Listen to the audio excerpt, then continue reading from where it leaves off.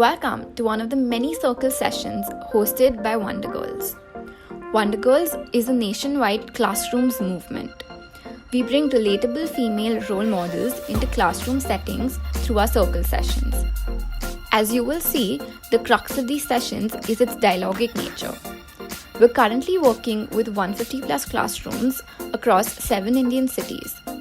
Our aim is for every adolescent in India to have access to relatable female role models. I welcome you once again and hope you enjoy learning from our speakers' life journey and career path.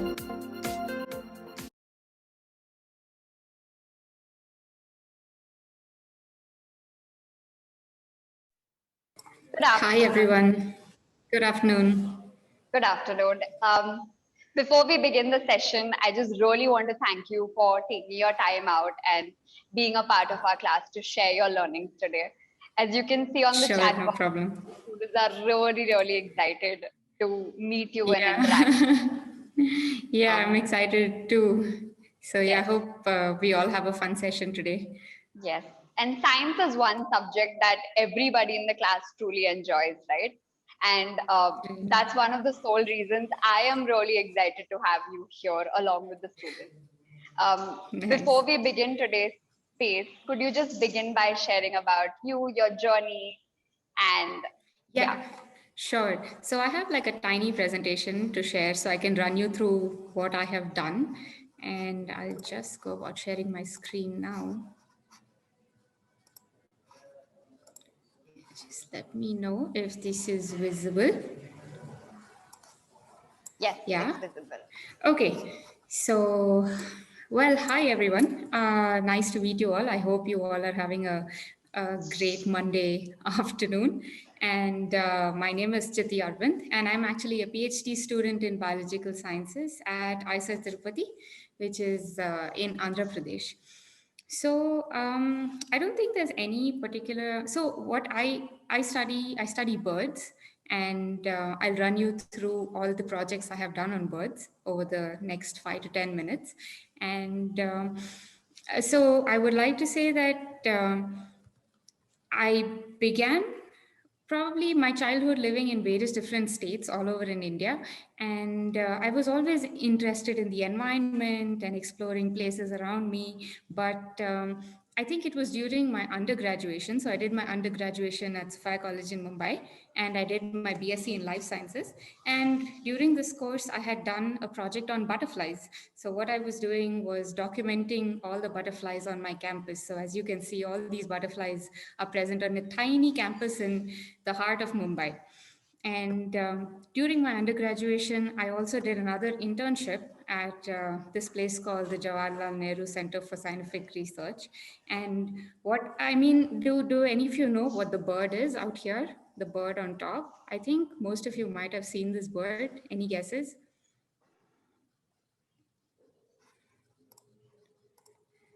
I don't see the chat box, but if anyone knows, please go ahead and let me know.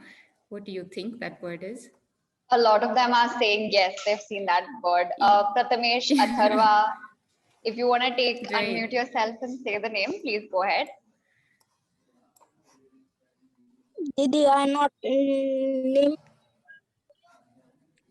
naming in English, but I know that name in Marathi.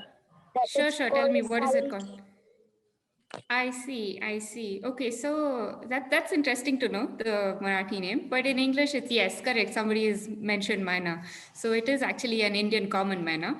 And you might have seen like a lot of these birds roosting on trees all together. So I was studying the behavior of these birds all grouping on trees.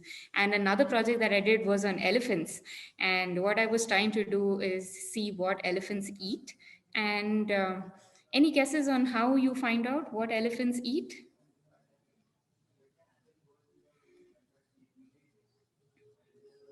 Veggies? So yes, they are herbivores. They eat grasses and they eat plants. That is correct. I see some answers on the banana, sugarcane. Yes, all correct.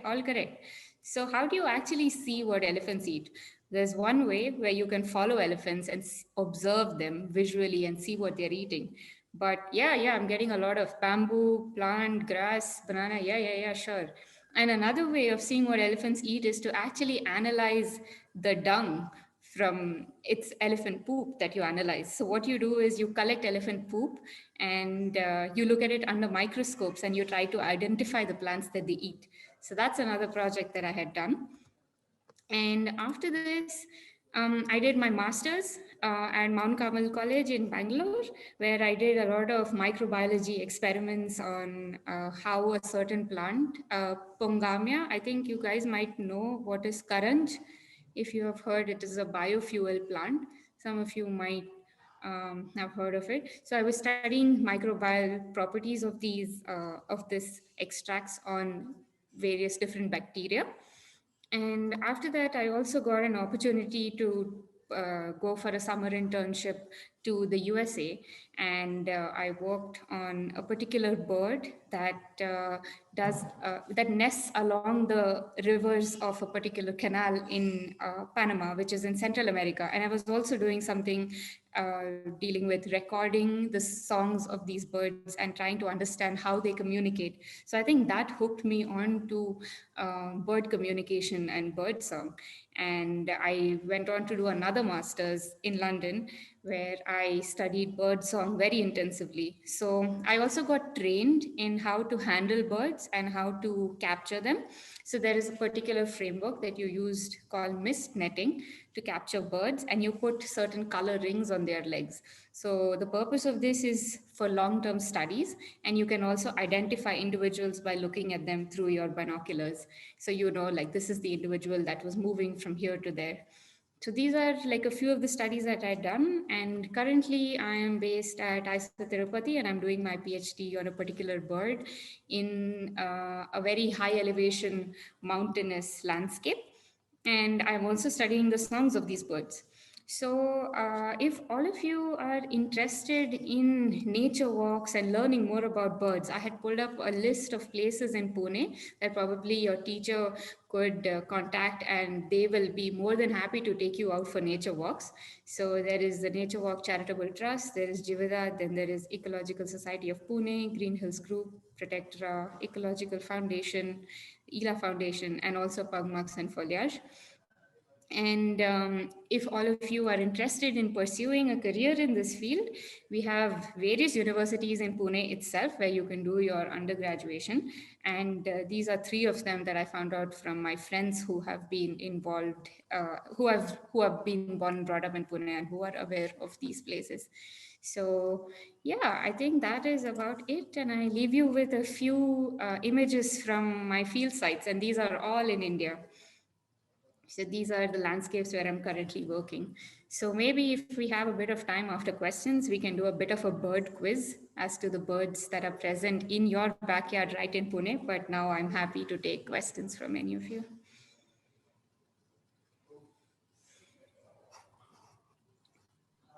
Thank you so much for sharing these pictures and for sharing your journey, Chiti. These are really beautiful pictures. I think I want to begin asking you questions, right? Just to get that initial push before the students start asking you questions, just to get some direction. Sure. No problem. I want to begin by asking you, what made you choose life science, right? Like, when did you realize that life science or sciences is something that you're interested in? What was this interest for you like in school, and how did you realize this is something that you wanted to pursue? Right. I think I was always interested in biology, and I think when you are in school, usually the direction to choose when you're interested in biology is medicine. But not everyone probably wants to be a doctor. So this was another option that was available, and I was looking up courses all over India. There are lots of universities all over India that offer courses in pure biological sciences, and life sciences also biological sciences, and it's a very, very broad base. So you get to have a chance of exploring every option in biology before you can probably channelize your thoughts into what you would want to take up later on. So a lot of people in life sciences go into biotechnology or microbiology and different industries as well. So it's a very broad base to have. So how is this, when did this interest peak in you? When did you realize that biology or life sciences is something that you wanted to do? I think it was probably during 10th or 11th and 12th. I was always good at biology, and I kind of shied away from physics as a subject. Yes, physics is a very important subject. All of you must know basics and everything of physics. But I think I was more drawn towards biology. And since I spent most of my childhood in Dehradun, which is up in the north, I had a large garden to see birds coming in and out and explore places. And we also used to go up into the mountains quite often. So I think I was quite drawn towards the outdoors from then. Thank you so much for sharing that, Chiti. As a student, what were some challenges that you faced in school? So, right now you're a really successful scientist, right? But when you were in school, what were some challenges that you faced? I think in school, we are always told to have a good mix of academics as well as like extracurricular activities. So I think finding a balance between these two was somewhat challenging for me because I used to swim also all throughout my school days. So I think trying to find a balance between extracurricular and academics, and it really helps. Like, I don't think you should only focus on one thing. Being involved in both the things really does help your overall all-round development. Absolutely, and I agree. Time management is something that's really important as a child, right? Thank you so much for answering that, Chiti. Class, if any of you have questions, please raise your hand and then I will call you one by one and you can ask your questions to Didi. Any questions that you have, please raise your hand and then I'll direct them to Didi. Okay, I see Sanya and Aditya have their hands raised. The others, please raise your hand as in when you have questions. Okay, Sanya, since you raised your hands first, do you want to go first? Yeah, sure. First of all, good afternoon. Good afternoon. Hi. Hi. I'm really glad to meet you over here. And no problem. This a really big opportunity to meet with you and interact with you. So my question is like, why did you choose this field only and not other field?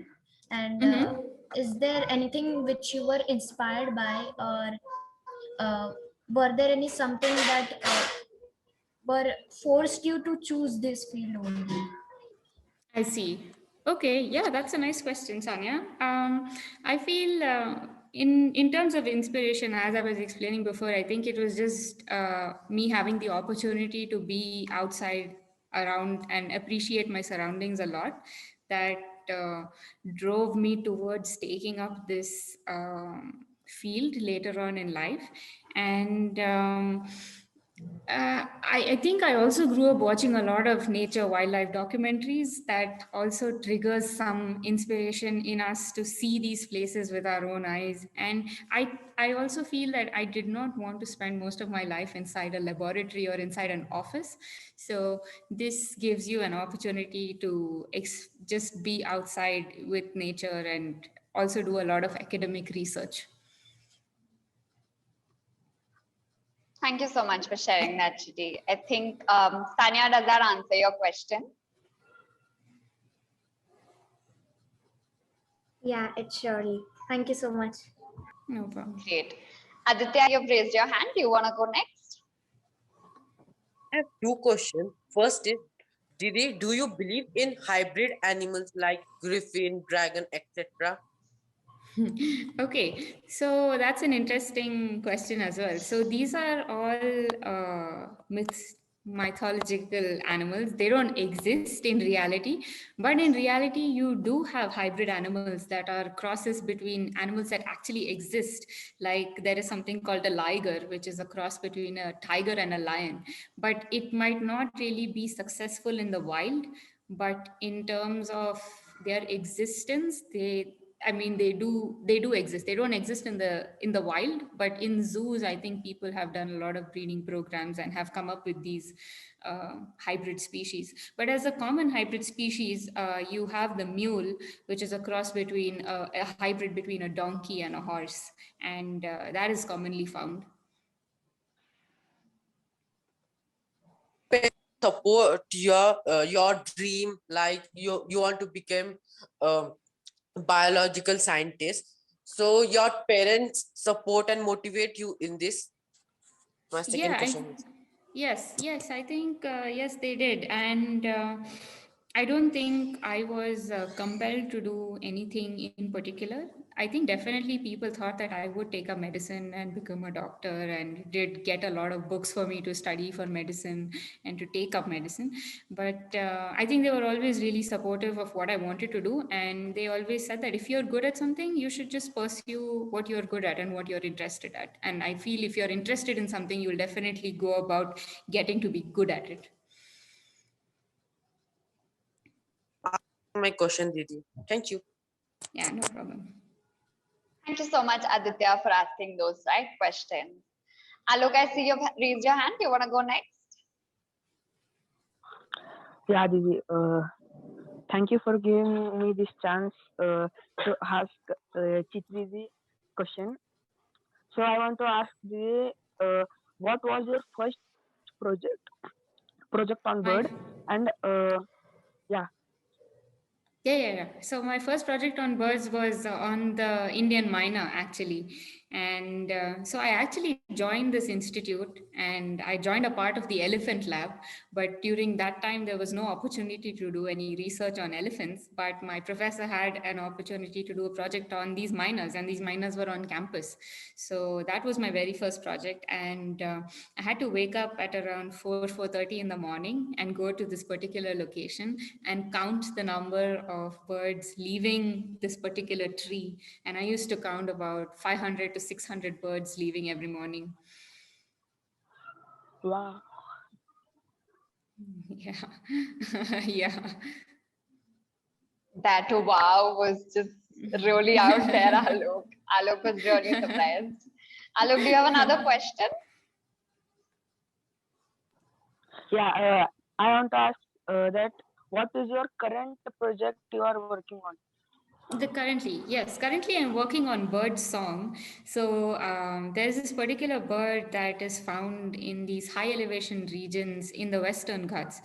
And this bird has a very, very complicated song. It sings you just can't understand what it's singing. So what I'm working on right now is trying to record their songs and analyze them and break it down as to why they are trying to sing such complex songs, and also look at how song shifts across landscape gradients. So from one area to another area, why are they different kinds of songs? Why do the birds, the same species, but why it sings different kinds of songs?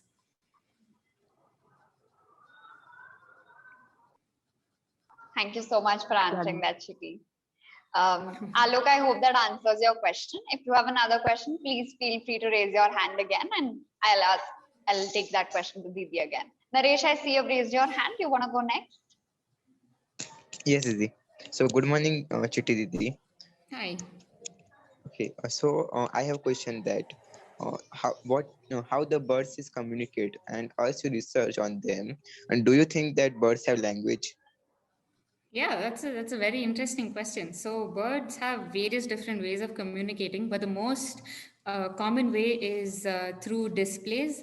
Like some birds you see are superly colorful and very brightly colored, and they do different kinds of dances in front of each other. So that is one way of communication, through color. And the other way of communicating is through singing or vocalizing, like currently I am studying. And these birds also, so usually you find birds that are very dull colored sing a lot, and birds that are very brightly colored uh, don't sing much. So it's kind of a trade-off between both these things, but they are the two main ways in which birds communicate.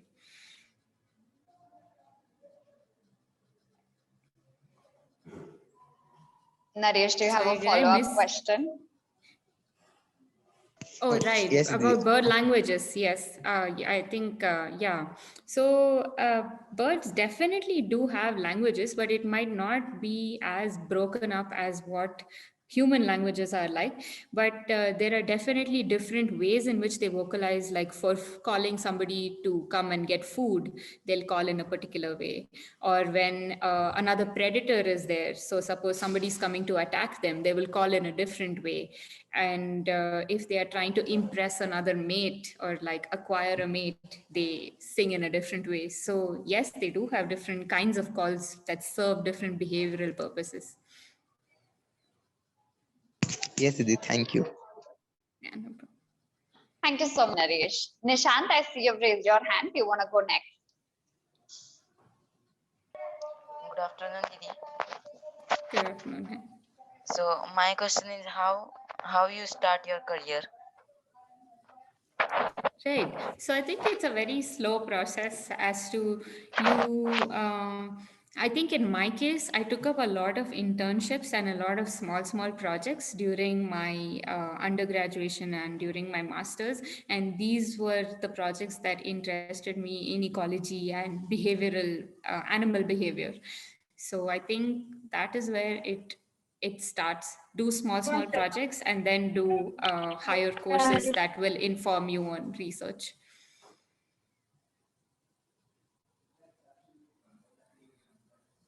Nishant, does that answer your question? Okay, Didi. Okay. No, Cool. Didi. Great. Atharva, do you want to go ahead? Yes, I do.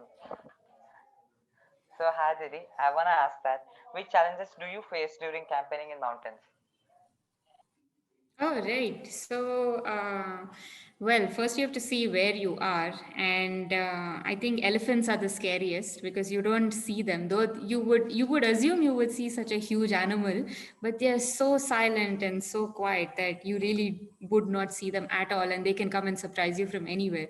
So I think you have to be really careful about the wildlife around you. And one thing is to learn tracking skills as to you see pug marks or like prints of these animals as to where they are moving, so you have an idea as to if they could be in the area or if they are not in the area.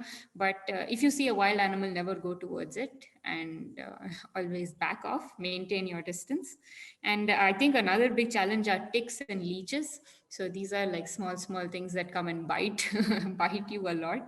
So I think it's just about finding the right balance between things, checking your clothes after you're done with field work to see. And also, I think camping, after hiking a lot, you have to carry all your provisions with you and all your ration with you so that you can cook and sustain yourself up. So, yeah, it comes with a lot of, though it's a very exciting thing to do, you have to prepare a lot for it. Okay, that was interesting. Great. Before Alok, Roshni, Sanya, Priya, you go ahead and ask your next question. Chiti, I have a question for you. As a woman, what do you think are some of the challenges that you faced while pursuing your education, right? Or even today, what are some challenges that you face as a working woman or as someone who's pursuing a career as a scientist? What are some common challenges that you've come across or trends that you see in the scientific field out there? Right. I think, currently there is a lot of women upliftment and women in science programs that are underway that do promote a lot of scientific development in women and in girls in particular, especially at the school system and the school age. But I think in general, when there is any heavy physical work required, people do believe that women are unable to do it. And in our field, like ecology, where we have to move around a lot and do a lot of field work, if you choose that aspect, people do feel that women are not that capable. But I do see a lot of women scientists who have been doing great field work and have great managerial skills and have managed to do everything that any of the other boys around are doing. So definitely there are more people getting in, more women scientists getting into this field as of right now. So, and we do encourage a lot of women to take up these fields as well, because they are equally capable as anyone else is. Absolutely. Thank you so much for answering that, Chiti. That was an interesting question that I had immediately after Atharva asked, right? Because he was speaking about Right. mountains and a lot of work that is physically tasking. And Right. that brought that question. Thank you so much for answering that. Roshni, do you have another question? I see your hands raised. Yes. So, Didi, what do you think that the birds can understand our language or what we action to tell them the things what we want? What do you think? They Right. understand? That's an interesting question. So there are certain birds that are super intelligent. So even within birds, you have birds that are very intelligent and those that are not that intelligent. So birds like parrots, since they have a high capacity to learn new words, they do pick up words that we are speaking. Like a lot of people might have seen pet parrots. They can mimic sounds, but I don't think they really understand what they are speaking. They're just repeating what we are speaking. So I don't think they understand human language, but certain gestures, like if you're calling it by its name and it responds, it's kind of like if you have a pet dog or a cat, it'll respond to its name. But there are probably certain things that it gets habituated to. So yeah, I don't think I mean, they really understand what we are speaking. Oh, yeah. Thanks. Yeah. Thank you for asking that question, Roshni. Priya, do you have a question? I see you've raised your hand. Yes. So first of all, good afternoon, Chiki Didi. And my question was, Didi, if there is one animal come, so did you recognize that which type of it means angry or Oh, right. Yeah, that's a really interesting question, and that's really important to know as well, because I don't think in birds you can make out if they are angry or happy by just their expression, but they do vocalize. So if you are approaching them and then they feel threatened, they do have a certain kind of alarm call that you can identify that they are feeling threatened or they are angry and they're saying back off. But with other mammals, they do have certain behaviors like they'll stamp their feet or they'll like raise their head or they'll start growling. So when you see those kind of behaviors from the animal, you definitely should not be approaching them. And wild animals, definitely, please do not approach them, even if they look friendly or angry. Just stay away from them. okay? Thank you.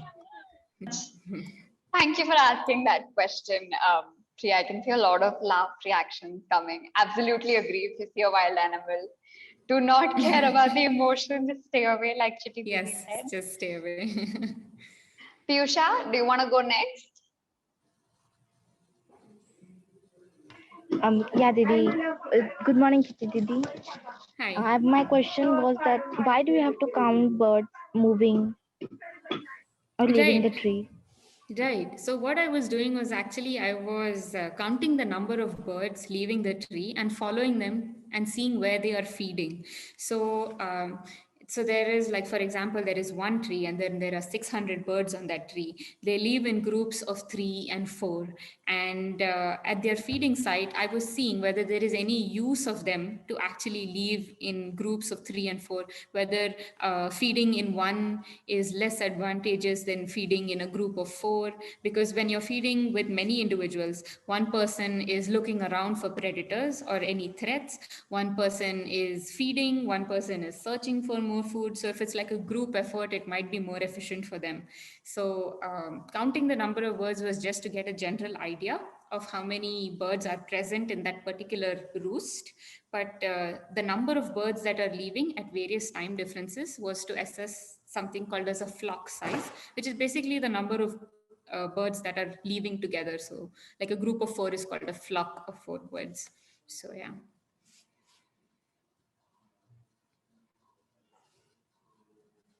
Great. Thank you so much, Piyusha. I hope that answers your question. Sanya, do you want to go next? Yeah, sure. So my question is like, I have heard that birds do means once again. Yeah, I have heard that people do understand birds' language and they can speak as well. So I want to ask you that when you interact with birds, you are if you means are you understanding their language, and if you want to interact with them more in better way, do you are also able to speak their language? Okay. Okay, that's an interesting question. So the thing is, we don't want to interact with birds as such because they are wild animals. We have to leave them to their own space, and we don't want them to get used to humans because then that is a problem for them as well. So if they are not in the wild. So, but your other question was as to how to find out what they are speaking. That's really interesting. So what we do is we actually have recorders, which is like something like this. This is a sound recorder, and this is like microphone, and we record bird songs with this device.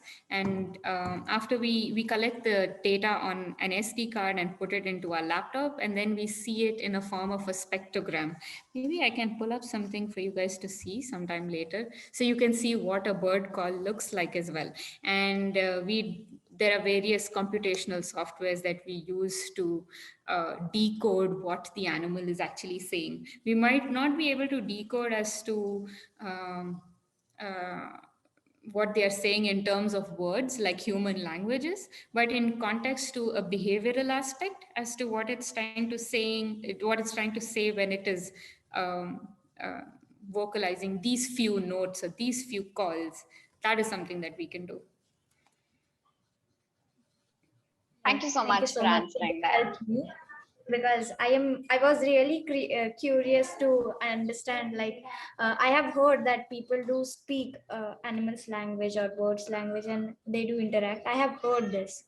So Right. I was, yeah, Yeah, I was don't curious. think this is scientifically proven, but parrots, yes, they are highly intelligent birds, and they have the capacity to understand and learn. There have been a lot of experiments as to if you say something and if the parrot responds in a certain way, it's rewarded with something.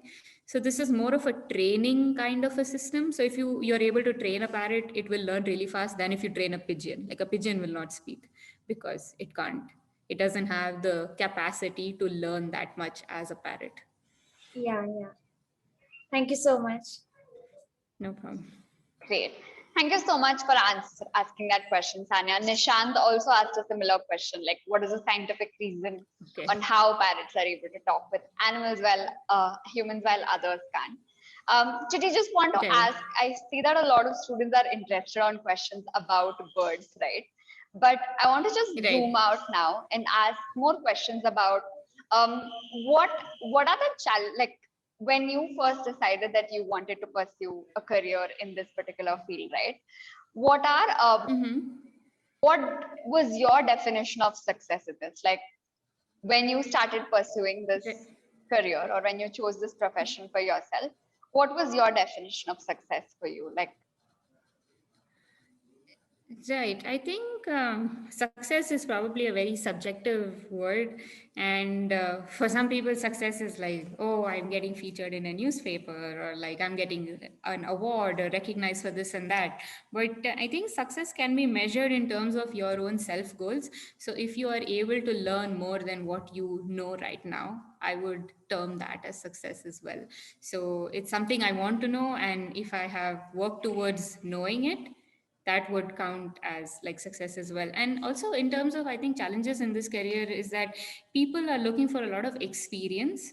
So it's important to meet a lot of people, talk to a lot of people in this field, and work with them, work under them, and try and get a flavor of how this research happens. That is really important. And the more different people you work with, the more experience you gain. And I think that just helps you shape what you are interested in. So you do various different things, and then you say, I don't like this, I really don't like this. Okay, this is something that interests me. Maybe I can do something more on this. And then you find another person who's doing something on this, and you work with them. So yeah, I think it's just a process of reaching out to more people and networking and building your career like that. thank you so much for sharing that, Chiti. I think it's really important for students to identify what they enjoy the most. And I think the best way to do that is identify what they don't enjoy, right? And Exactly, then yeah. connect with people who have the same interest. Makes sense. Yes, I'm seeing a lot of definitely. similar questions on the chat. Questions like, what was the best moment in your journey in this particular profession? Then there are questions on what was the most confusing moment in your life. Then there is a question which says, what was Right. scary for you? So could you answer these questions, describe experiences in your profession where you felt these? Sure, sure. So confusing, I don't think there's been so much of a confusing part, but I think there was one moment in my life when I had applied for an internship to go to America, and I got the internship, but the internship was happening during my class time. So I was torn between going for the internship or doing my coursework. So they said that you can go if you want, but we might not let you finish your course because you go. But and this was a fully funded internship. So I decided to go for the internship. I missed an entire semester of my master's, but I wrote 2 semesters together and managed to finish the master's within that time. So I think that was probably a confusing moment of decision making. Scary moment. I don't think I have encountered any. I haven't encountered any elephants on field yet, but nothing scary as yet. I would say like so scary. But yeah, we have these animals called gores out here, which is they are also known as the Indian bison. They are huge bovine animals, much bigger than ox as well, and they can be quite threatening sometimes. So they have come up quite close to us, and we have backed off. But yeah, I think that's probably been it. Then And what else do we what have? would What was you, the other thing? yeah, what would you describe your best moment so far in all these years in this particular profession? I think just getting the opportunity to visit a lot of places while doing research. So it's when your workplace is as beautiful as a vacation site, I think that just makes everything all the more better. You get to roam all over the world just doing research on and go to explore a lot of places and forests all over. So I think that is a plus point. Whereas people in other professions have to take the time out to go to such places, our work is involved in such places. So I think that is a plus. Great. I can see that Sandhya and a few other students are asking how did your family support you in this particular profession, right? I want to just rephrase that question Right. and ask, what kind of financial support does it take to pursue a career in this particular profession? Right, that is a good question. I think where I did my bachelor's and my master's, I did it in women's colleges. So they are quite subsidized rates. And I think Sophia College offers a great course in life sciences and they have a great bunch of professors there. So that is something girls can consider doing their undergrad in. Master's was at Mount Carmel. Well, I would not say, well, these professions and pure sciences professions are definitely less expensive than investing in medicine, architecture, law, or even engineering. And they are 3-year courses. So compared to these courses, they are less heavy on the pocket to pursue. And there are a lot of scholarships that are available from the government of India. The government of India offers undergraduate scholarships, and I had received a master's scholarship as well. So there are lots of opportunities and internships. If you get a funded internships, you can do it funded. Both my internships were funded, fully funded. So it's just about reaching out and finding these things, because there are opportunities everywhere. You just have to search, find the right people, and apply for them.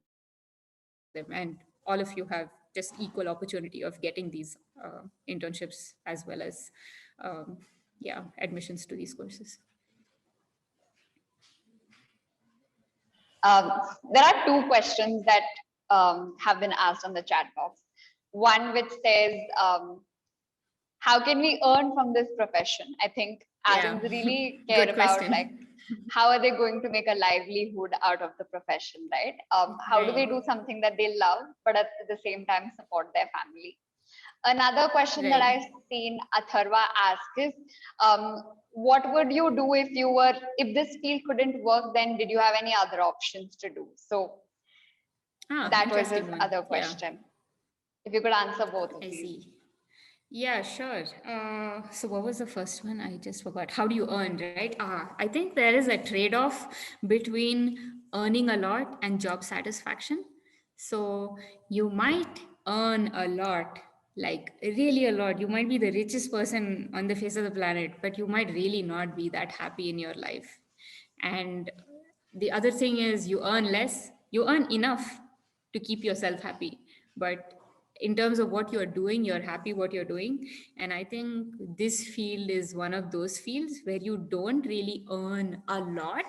You earn enough to sustain yourself, and you have the opportunity to save as well and invest in everything else that you want to. But you probably won't be able to get a lavish lifestyle in this field. But I think the job satisfaction is pretty high.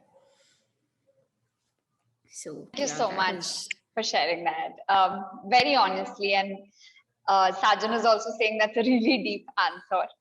I think there were a few more questions on the chat. I'll just scroll up and see.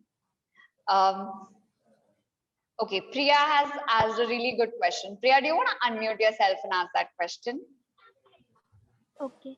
So my question were, Didi, in your life, at which moment did you say I can't do this work? I see. Yeah, that is like a really interesting question, because I think this moment arrives multiple times in your life when you think you are just done with this, you can't do it, I can't do this anymore. But then I think you just have to find that motivation within yourself and think that this is just one day and this day will pass and you will find a solution and move on. Because if you keep thinking you can't do it, you can't do it, you won't be able to do it. But if you think that, okay, I'll take a pause, I won't think about this problem at all today, I'll address it tomorrow. And I feel that helps me a lot as well. Sometimes I get stuck and I feel like nothing, there is no way to get out of this problem at all. I think it's just the time to stop thinking about the problem, say I'm going to sleep over it, wake up tomorrow, and I'm telling you, you will get ideas of how to overcome this problem. And it's just a phase in your life where you go between lows and highs. Yes, Chiti, could you Didi, share but an example? Um, could you share an Of example this? where this happened? Yeah, I think, well, what is the most recent example? I think there are certain things with like equipment that, no, probably not. Okay, so suppose, okay, let's talk about equipment. So I have a recorder and it's a very expensive piece of equipment, but I have been recording things near a river and I have dropped the recorder in the river. And it is about thousands and thousands and thousands of rupees. But at that moment, I'm just thinking, oh my God, like my professor is going to shout at me because I have ruined this expensive piece of equipment. And how am I going to even pay for it? Because I don't have the money to pay for it. But at that time, I'm not really thinking correctly. I'm just panicking. But what is to be done is just take the recorder out of the water, take a bag of rice, put the recorder in that bag of rice, and leave it for 3 days without disturbing it at all. And the rice completely sucked out all the water from the microphone and the recorder, and it was working again. So I think it's just about taking a pause, thinking clearly and rationally as to what a solution could be, and then acting on, instead of panicking and thinking that, oh my God, everything is like come to a standstill. Priya, So does that yeah. answer your question? Or you have another question yes, for Didi? yes, yes. So Didi, before giving the example, you said that uh, if we if we मतलब कि कोई चीज है ना हमारे पास, हमें वो करने करने में हम बोलते हैं ना, मुझे नहीं आएगा, ये नहीं आएगा, हाँ तो जब हमारा एग्जाम होता है ना, तो एग्जाम में क्या करेंगे हम? अच्छा, वैसा टाइप का। देखो, like you can only study as much as you can. So from your side, you should put in the full effort. You you always feel that you have never finished your syllabus, and you probably are always in that frame of mind, but just give it your best from your side. If you have put in your 100%, I am sure you would have done, or you will do well in your exams. And I don't think you should be scared about exams. You should take it as a challenge, as to and set yourself as a benchmark. If you have gotten 5 on 10 in this exam, and in the next exam you have gotten 7 on 10, that is like a great improvement. You don't have to compare yourself with anyone else who's getting 10 on 10. Forget about them. As long as you are improving yourself, that is where you can say that, okay, I have had growth, I have improved, and you will get to 10 on 10. Trust me, you will. But you have to keep up that learning and that motivation within you.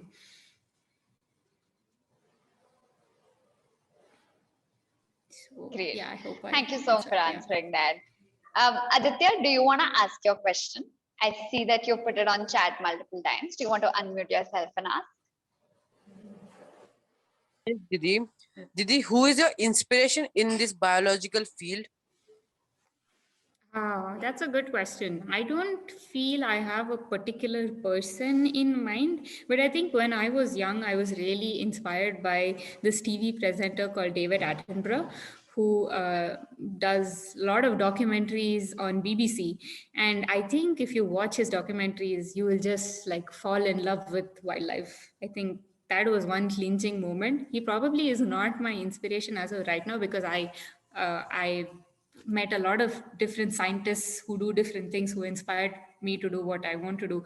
But at your age, probably it was David Attenborough that really inspired me and said, oh, wow, like, there's so much about the wild and the natural history around us that we don't know about. And it's really fascinating to know more. So I do think you guys should watch some documentaries of David Attenborough. And he still does this. He's 92 years old, but he still does this. Absolutely agree, Chiti. When I decided to pursue life sciences as well, David Attenborough was nice. the person to watch. And even recently, he's been releasing a lot of short films, which are absolutely beautiful, and they just hook you, right? Exactly, yeah. I totally agree with that. Like that was like the initial spark for me as well. Thank you so much for sharing that. Yeah. I see a lot more questions that's coming. Who is the person who motivates you? When was the time when you felt that, yes, I did something, and also the time when you felt most successful?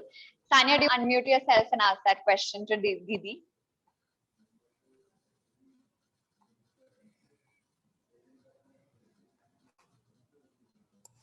Yeah, so my question is like, as Aditya asked you, who is the person uh, you are most feeling successful of, or who is motivating you? The same question is mine as well.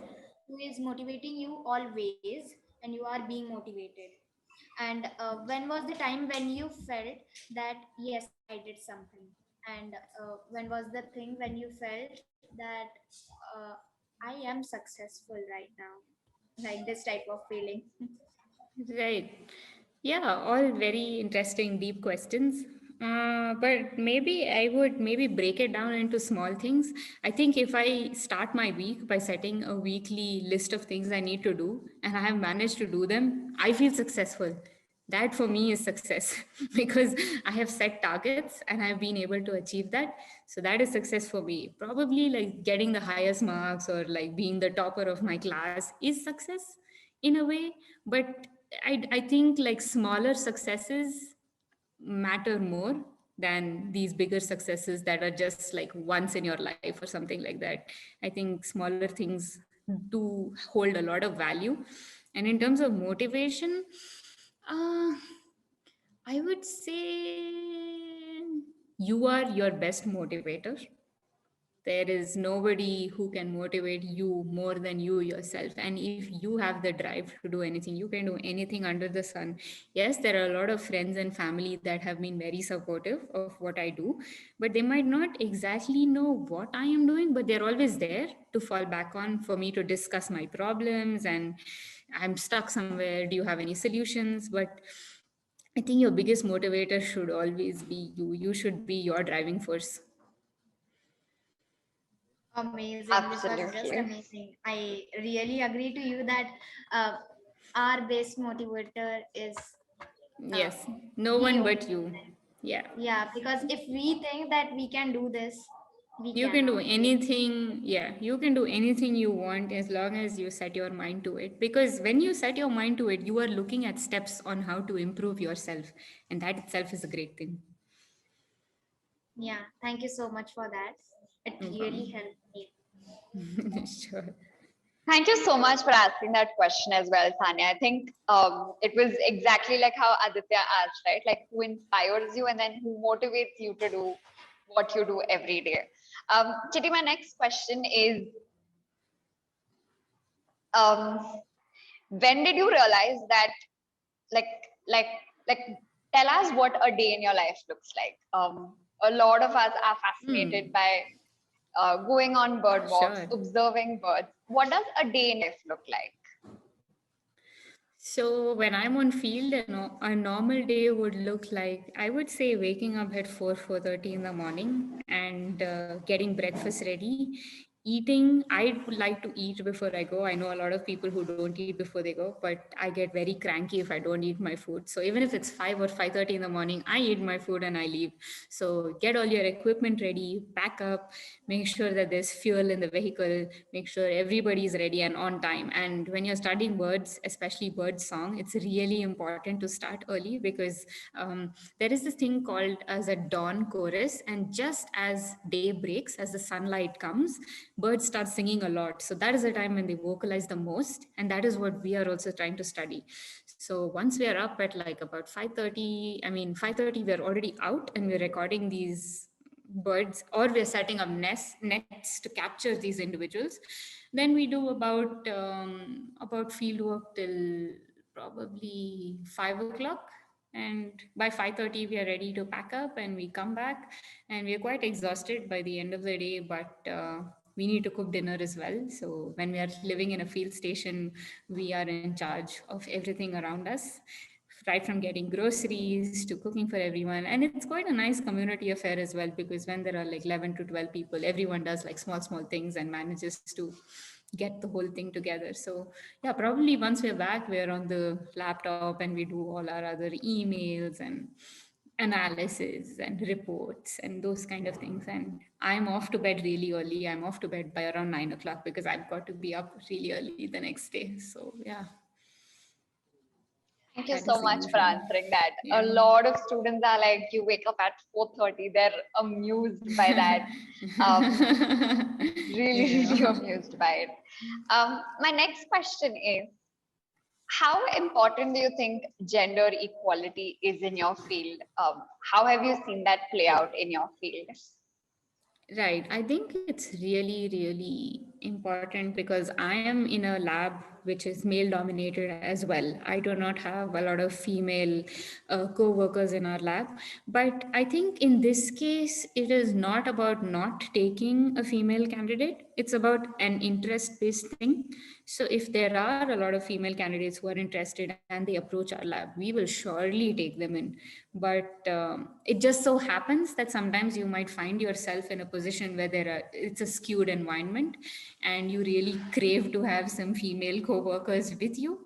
But I think in the field of ecology, there is not much of a bias for taking people into programs. But if it involves field work, I think professors do think twice, especially when it comes to safety of women. They do, like, just sending them out in a car, go drive, go do this work in this forest somewhere, is not something that they also want to take upon themselves. But if you show them that you are capable enough to handle it and you are well versed in doing what you're doing, then there is absolutely no problem in you taking up that job.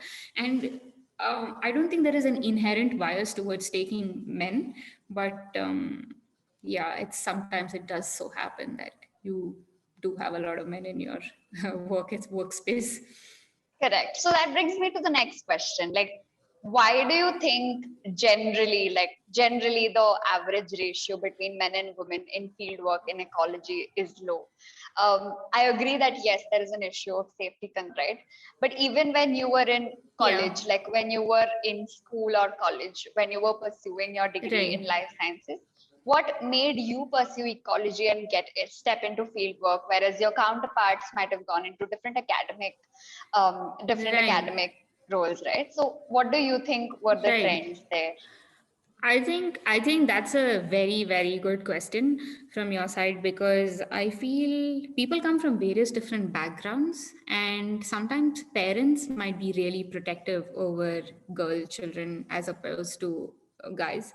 So I don't have any siblings, so it's just me, and I think my parents were very open to me doing whatever I want to do. Of course, I have to be sensible enough as to not doing anything like really silly or stupid, but I was allowed to explore a lot on my own, as opposed to my other counterpart, uh, girl female friends whose parents were not that open to them taking up such professions. They would rather have the women sit in an office and work, or sit in a laboratory and work, where they are considered to be safe.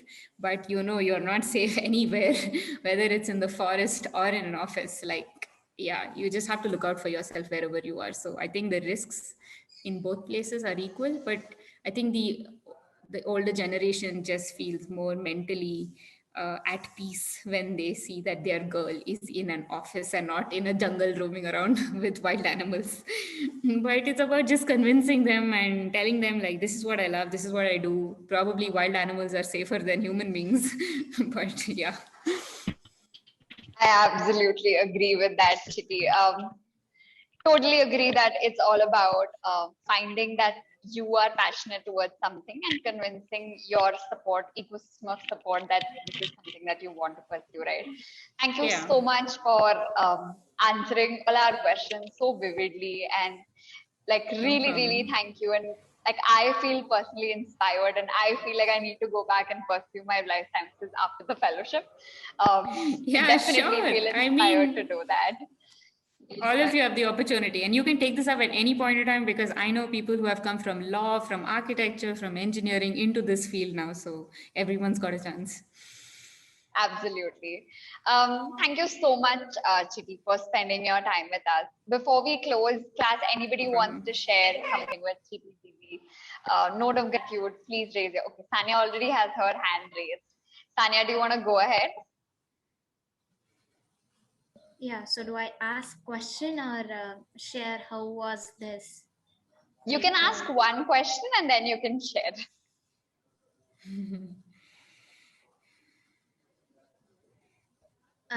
Yeah, sure. So I want to ask that you have gone through wild animals, you have researched on them.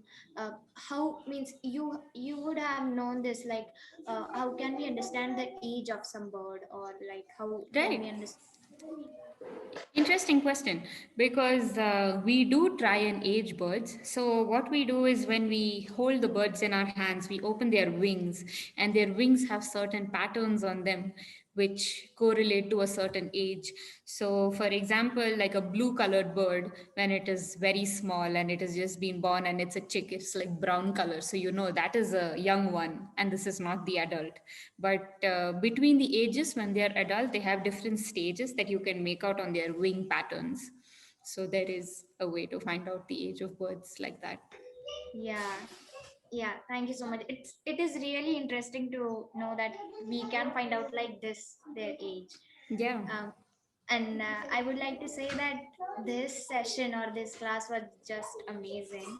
I get to know several things about wildlife, uh, about Right. how you perceive your life, how you interact with your life, what were the challenges, what were the effect and cause. And Right. I also get to know several important key points, that how we can understand the age, how the birds do talk, how we can record, what were some moments when you felt like nothing can make like you can't do this. And you're stuck. Yeah, this was really interesting to Well, I'm interact with happy. you. And yeah, I'm happy you all had fun. I had fun as well. Great. Thank you so much, Tanya, for sharing that gratitude to Didi.